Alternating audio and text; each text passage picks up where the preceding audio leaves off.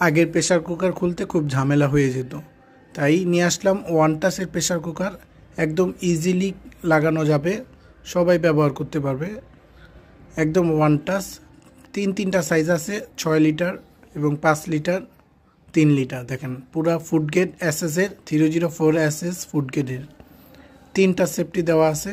দেখেন খুব ইজিলি লাগানো যাবে, মাংস পরিমাণ অনেক বেশি করতে পারবেন। এই যে এটা হলো আপনি 3 লিটার সাইজ।